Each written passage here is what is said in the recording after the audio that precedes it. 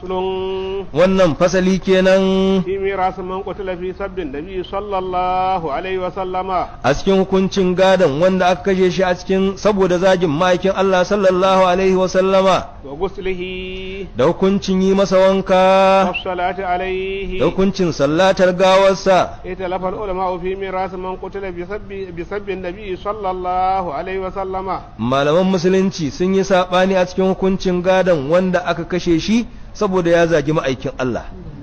Yalla a magadansa na musulmi sa gaje shi ko ba za su gaje shi ba, to saɓani ne. Wasu malaman sun ce akwai gado, wasu malaman sun ce babu gado. فذهب سهنون إلى أنه لجماعة المسلمين. Mallan Sahanunu ya taɓa zuwa cewa gadansa ba na magadansa ne ba, wato babu gadon kenan. Amma za a mayar da abin da duk ya bari na tarika, to za a mayar da shi haƙƙi ne na al'ummar musulmi, haka za a zira shi ne a cikin baitul mali. من قبل أن شتم النبي صلى الله عليه وسلم كفر يشبه كفر الزنديق. Ina da tambaya gare ku, duk jihohin mu yanzu sun ce shari'a suke yi, muna da baitul mali kuwa?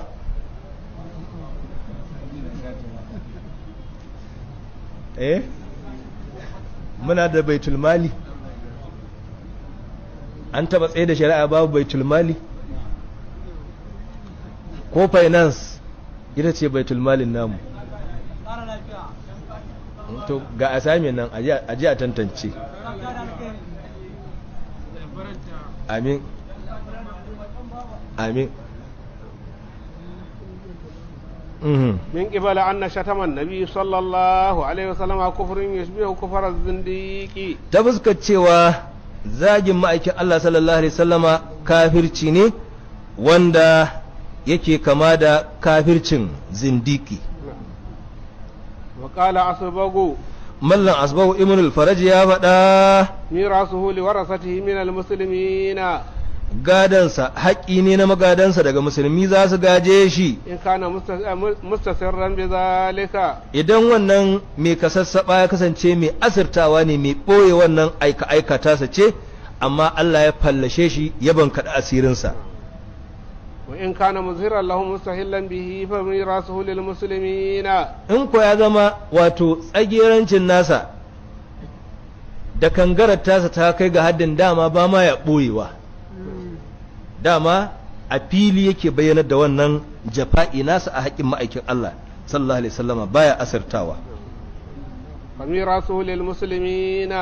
to wannan idan ya mutu babu gado tsakaninsa da magadansa, da haka abinda duk ya bari wato haƙƙi ne na al'ummar musulmi.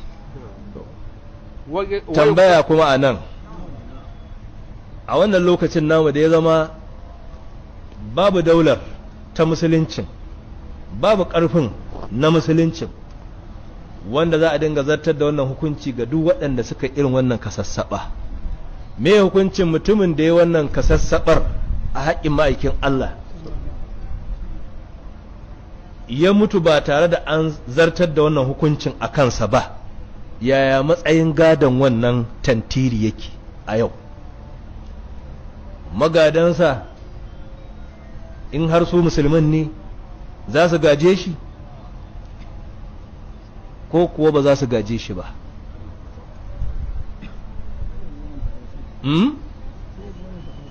Menene? Yabo wannan tafasilu? Ai zai wuya abu wannan tafasilu, saboda ai abin da muke kansa a cikin wannan tafasilu, duk musulmin da ya zagi shugaba sallallahu alaihi wa sallama babu makawa ya kafirta kuma hukuncinsa kisa.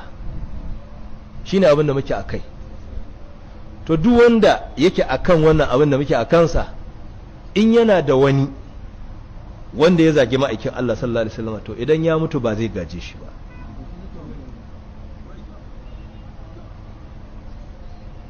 Haka kuma in kai da Allah bai jarabce ka da wannan musiba ba, in kai ne karasin a cikin magadanka akwai mai irin wannan alaƙaƙai ɗin na keta alfarman manzan Allah sallallahu alaihi wasallama, ba zai gaje ka ba, ba gado tsakaninku, saboda ba shi da musulunci. gado kuma ana yin sa ne tsakanin musulmi da musulmi.